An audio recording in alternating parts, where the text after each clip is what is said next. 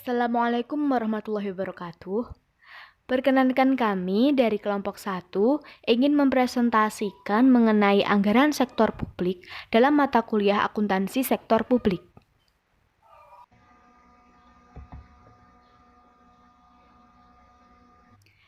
Kegiatan dalam presentasi ini disusun dan dipresentasikan oleh Cika Cahyati, Hanik Malihatin Nikmah, Susi Ambarwati, Egasih Priyantika Wiharto, dan Laila Bungayovanka.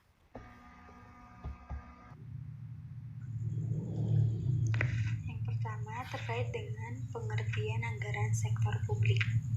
Secara umum, anggaran sektor publik sendiri merupakan rincian seluruh aspek kegiatan yang akan dilaksanakan, di mana kegiatan ini tersusun atas rencana pendapatan juga pengeluaran yang akan dilaksanakan dalam kurun waktu 1 tahun.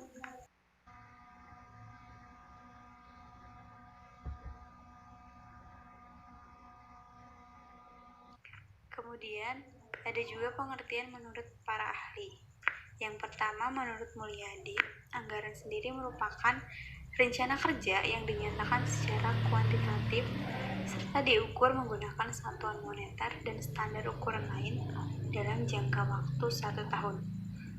Ada juga menurut Adi Saputro dan Nasri yang menyatakan bahwa anggaran sendiri merupakan pendekatan formal dan sistematis tentang pelaksanaan tanggung jawab manajemen dalam perencanaan, koordinasi, dan juga pengawasan.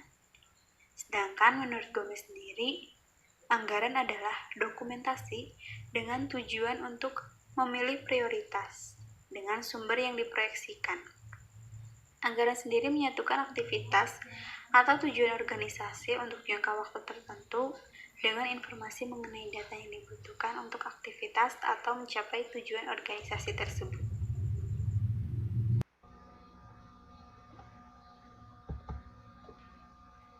Baik, selanjutnya adalah peran anggaran dalam sektor publik dan pemerintah. Anggaran merupakan rencana jangka pendek organisasi yang dinyatakan dalam bentuk keuangan. Peran anggaran sektor publik dapat dilihat dari aspek makro dan mikro. Aspek makro yang dimaksud adalah peran anggaran dalam tatanan makroekonomi, sosial, dan politik di suatu negara. Sedangkan aspek mikro adalah peran anggaran dalam suatu organisasi yang dilihat dari sudut pandang manajerial organisasi.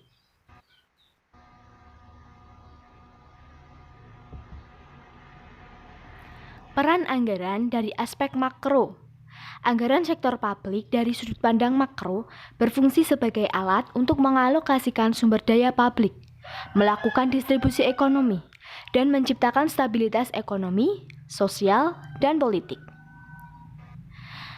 Peran anggaran dari aspek makro sendiri terbagi menjadi 3 komponen. Yang pertama, anggaran sebagai alat alokasi. Anggaran sektor publik berfungsi sebagai alat alokasi, yaitu untuk mengalokasikan anggaran ke dalam urusan, fungsi, organisasi, dan program kerja. Yang kedua, anggaran sebagai alat distribusi.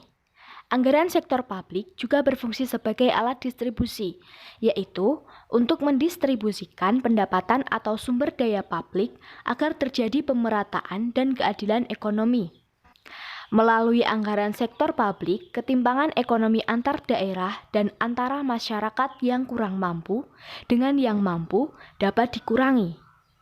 Mekanisme distribusi ekonomi melalui anggaran sektor publik dilakukan dalam bentuk pemberian subsidi kepada masyarakat, pemberian dana transfer atau perimbangan, dan melalui program-program masyarakat.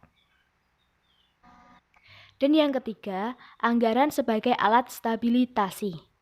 Anggaran sektor publik berfungsi sebagai alat stabilitasi, yaitu untuk menciptakan stabilitas ekonomi, sosial, dan politik. Melalui kebijakan fiskal, pemerintah dapat melakukan stabilisasi ekonomi berupa pengendalian inflasi, stabilisasi nilai tukar rupiah, serta mendorong pertumbuhan ekonomi. Anggaran sektor publik dapat digunakan untuk menciptakan stabilitas sosial melalui pemberian anggaran untuk bantuan sosial, bantuan keuangan, dan dana bencana dapat mengurangi terjadinya konflik dan friksi sosial. Anggaran juga dapat digunakan untuk menciptakan stabilitas politik untuk menghindari konflik politik di masyarakat. Melalui model anggaran partisipatif dapat menciptakan ruang publik untuk berpartisipasi dalam proses penganggaran sehingga aspirasi dan kepentingan mereka terakomodasi dalam anggaran.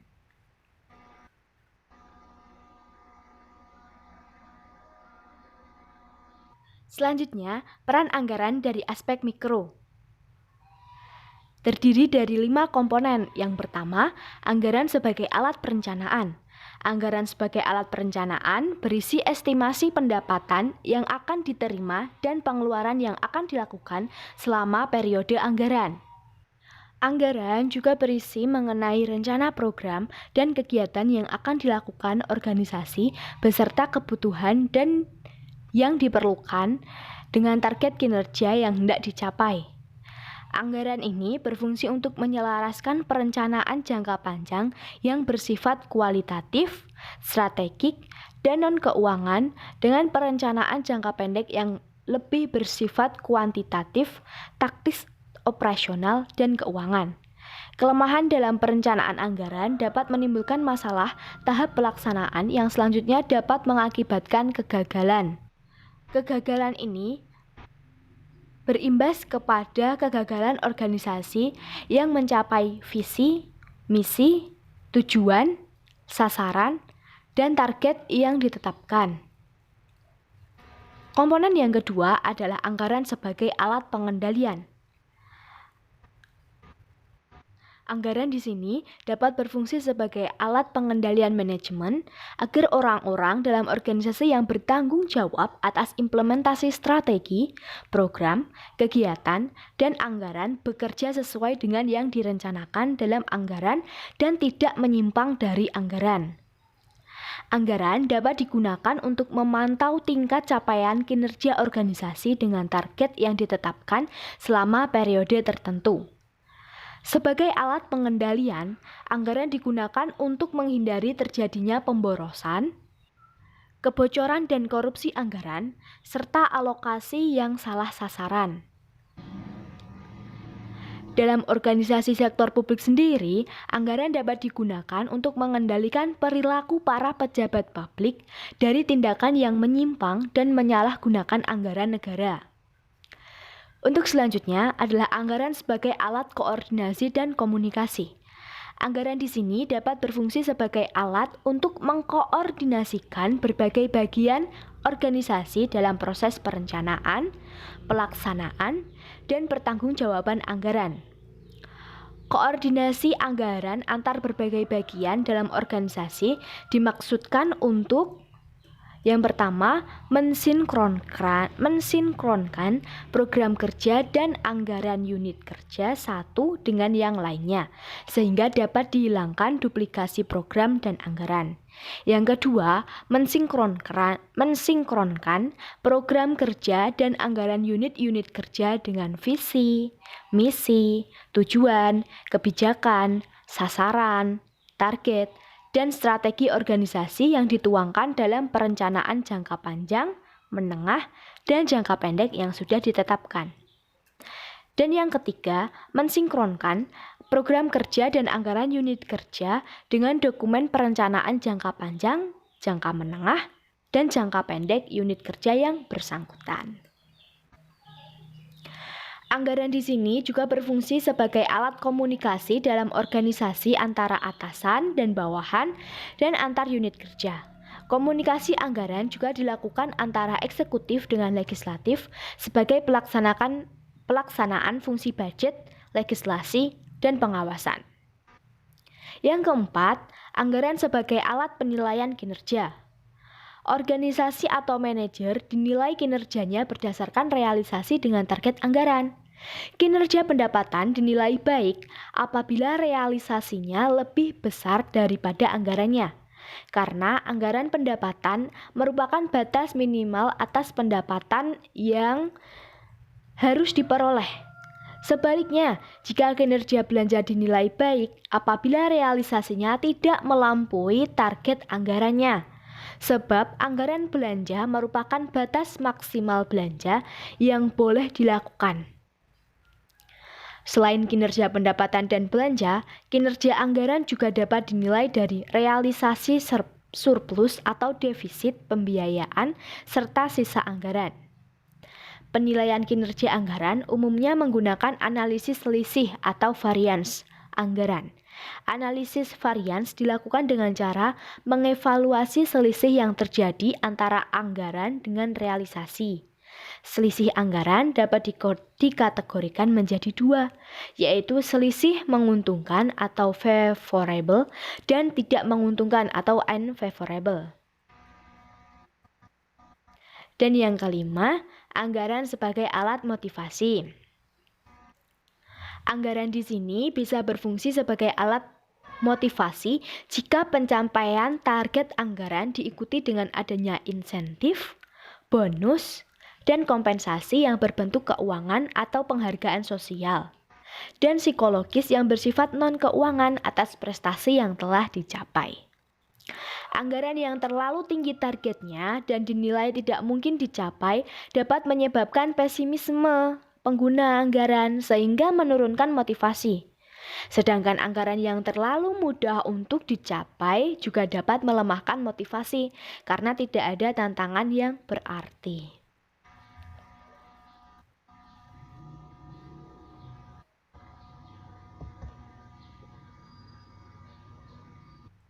Selanjutnya adalah karakteristik anggaran sektor publik. Anggaran sektor publik ini mempunyai 5 karakteristik. Yang pertama, anggaran dinyatakan dalam satuan keuangan dan satuan selain keuangan. Yang kedua, anggaran pada umumnya akan mencakup suatu jangka waktu tertentu, mulai dari 1 hingga beberapa tahun. Yang ketiga, isi dari anggaran, yakni komitmen atau kesanggupan manajemen untuk mencapai sasaran yang telah ditetapkan. Yang keempat, usulan anggaran ditelaah dan juga disetujui oleh pihak yang memiliki kewenangan lebih tinggi dari penyusunan anggaran. Dan yang terakhir, apabila anggaran sekali disusun, maka anggaran dapat diubah hanya apabila terdapat kasus atau kondisi tertentu.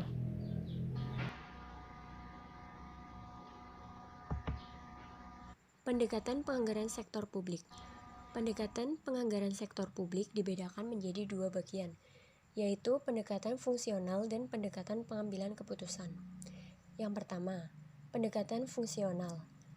Pendekatan fungsional dilakukan dengan penerapan penyaluran anggaran terhadap kegiatan fungsional organisasi atau lembaga dengan tujuan untuk mengoptimalkan berbagai aktivitas lembaga sekaligus mengintegrasikan berbagai program melalui proses penyesuaian. Penyesuaian ini dapat dilakukan melalui evaluasi dan analisis keuangan secara berurutan. Yang kedua, pendekatan pengambilan keputusan. Pengambilan keputusan merupakan proses gabungan dari elemen-elemen disiplin ekonomi, ilmu politik, psikologi, dan administrasi publik. Pengambilan keputusan anggaran dapat dibedakan menjadi rasional dan penyesuaian atau bertahap. Pendekatan rasional didasari pada pemikiran ekonomi tradisional, sedangkan konsep penyesuaian atau bertahap diterapkan ke arah pendekatan pemerintah yang demokratis. Pendekatan pengambilan keputusan ini didasarkan karena anggaran disusun melalui pengambilan keputusan terhadap kehidupan dan tujuan organisasi.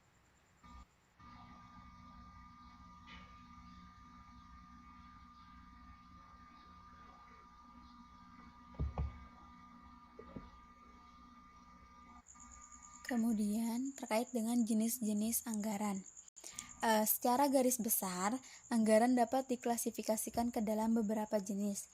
Yang pertama bisa dilihat dari jenis aktivitasnya, kemudian bisa dilihat dari status hukumnya, lalu dilihat dari penggunaannya, bisa dilihat juga dari sifat keluasannya, dan bisa dilihat dari penyusunannya.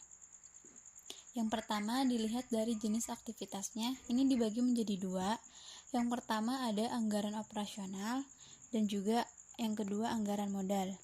Anggaran operasional sendiri yaitu anggaran yang digunakan untuk merencanakan kebutuhan dalam menjalankan operasi sehari-hari dalam kurun waktu 1 tahun. Lalu untuk anggaran modal sendiri yaitu anggaran yang menunjukkan rencana jangka panjang dan pembelanjaan aktiva tetap. Kemudian dilihat dari status hukumnya, yaitu ada anggaran tentatif dan juga anggaran enacted. Anggaran tentatif sendiri yaitu anggaran yang tidak memerlukan pengesahan dari lembaga legislatif. Mengapa? Karena kemunculan anggaran itu dipicu oleh hal-hal yang memang tidak direncanakan sebelumnya. Lain halnya dengan anggaran enacted, di mana anggaran ini memang sudah direncanakan dan memerlukan persetujuan juga pengesahan dari lembaga. Selanjutnya dilihat dari penggunaannya, yaitu ada anggaran dana umum dan juga anggaran dana khusus. Nah, untuk anggaran dana umum sendiri itu anggaran yang memang digunakan untuk membiayai kegiatan pemerintahan yang bersifat umum dan sehari-hari atau rutin. Sedangkan untuk anggaran dana khusus yaitu anggaran yang memang dicadangkan atau dialokasikan khusus untuk tujuan tertentu. Selanjutnya dilihat dari sifat keluasannya, yaitu ada anggaran tetap dan juga anggaran fleksibel. Anggaran tetap sendiri yaitu anggaran di mana perkiraan belanja sudah ditentukan awal tahun. Anggaran dan jumlah tersebut tidak boleh melampaui meskipun ada penambahan kegiatan yang dilakukan. Sedangkan anggaran fleksibel sendiri yaitu anggaran di mana harga barang atau jasa per unit telah ditetapkan, namun jumlah anggaran secara keseluruhan akan berfluktuasi atau naik turun tergantung dari banyaknya kegiatan yang dilakukan. Selanjutnya yang terakhir dilihat dari penyusunannya. Itu ada 4. Yang pertama anggaran eksekutif, ada anggaran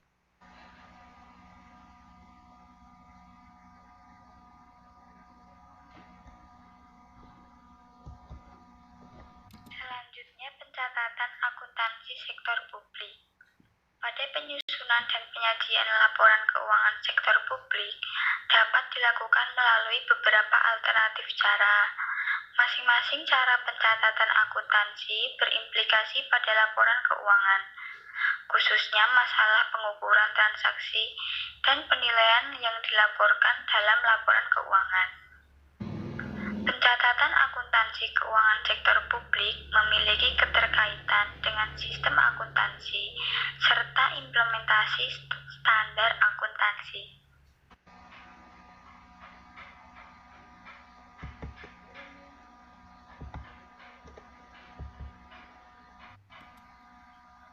Terdapat beberapa metode atau teknik pencatatan akuntansi yang dikenal atau dapat dipraktekkan dalam akuntansi sektor publik, yaitu 1. Akuntansi anggaran atau budgetary accounting, 2. Akuntansi kas atau cash accounting, 3. Akuntansi akrual atau accrual accounting, 4. Akuntansi komitmen atau commitment accounting, 5. Akuntansi dana atau fund accounting. Dari kelima metode tersebut, pada prinsipnya, jika satu metode telah digunakan, maka bukan berarti metode yang lain tidak dapat digunakan. Bahkan dimungkinkan dalam satu organisasi sektor publik digunakan beberapa metode akuntansi tersebut secara bersamaan. Pemilihan pendekatan pencatatan akuntansi dipengaruhi oleh tujuan dan manfaat yang hendak diperoleh organisasi tersebut.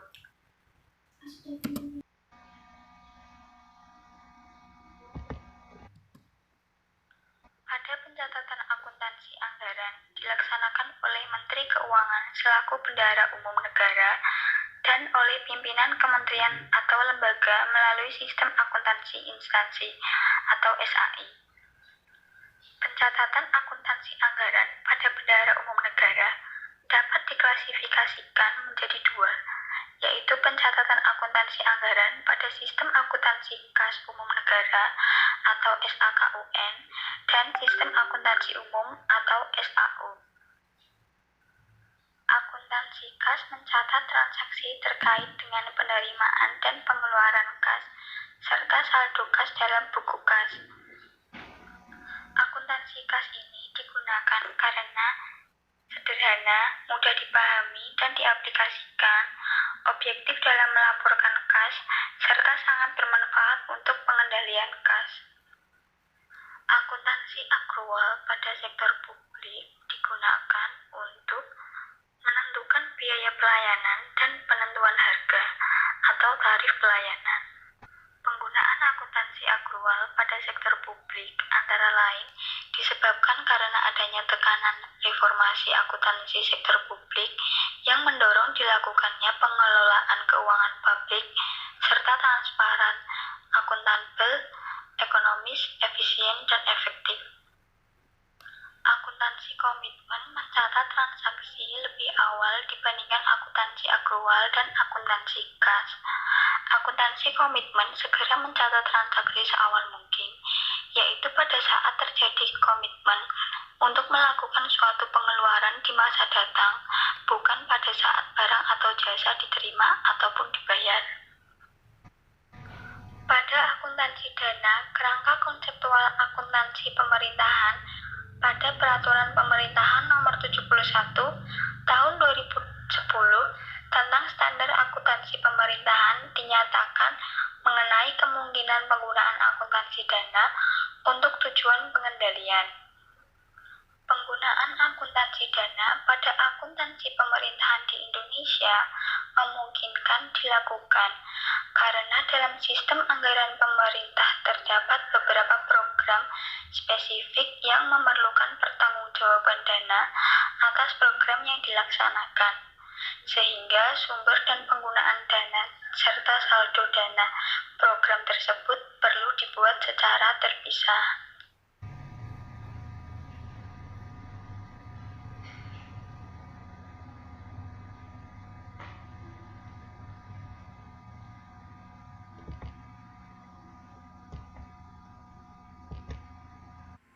Pengungkapan anggaran sektor publik.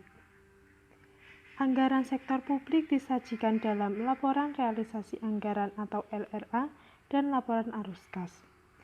Untuk laporan arus kas berupa belanja operasional yaitu aktivasi operasi dan berupa belanja modal yaitu aktivitas investasi non-keuangan, menambah aset tetap atau aset lainnya di neraca.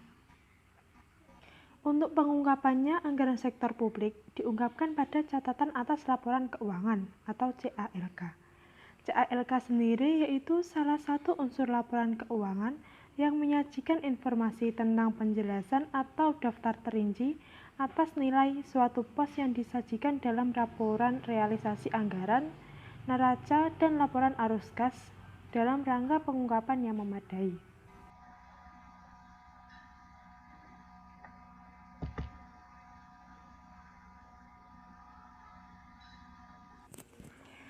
Catatan atas laporan keuangan mengungkapkan atau menyajikan 7 hal-hal sebagai berikut. 1. Mengungkapkan informasi umum tentang entitas pelaporan dan entitas akuntansi. 2. Menyajikan informasi tentang kebijakan fiskal atau keuangan dan ekonomi makro. 3. Menyajikan ikhtisar pencapaian target keuangan selama tahun pelaporan. 4. Menyajikan informasi tentang dasar penyusunan laporan keuangan dan kebijakan-kebijakan akuntansi. 5. Menyajikan rincian dan penjelasan masing-masing pos yang disajikan pada lembar muka laporan keuangan. 6. Mengungkapkan informasi yang diharuskan oleh pernyataan standar akuntansi pemerintah atau PSAP yang belum disajikan dalam lembar muka laporan keuangan. Dan yang terakhir 7. Menyediakan informasi lainnya yang diperlukan untuk penyajian yang wajar yang tidak disajikan dalam lembar muka laporan keuangan. Terima kasih yang sudah menonton dan mendengarkan. Tolong dipelajari agar mudah dipahami. Semoga bermanfaat. Wassalamualaikum warahmatullahi wabarakatuh.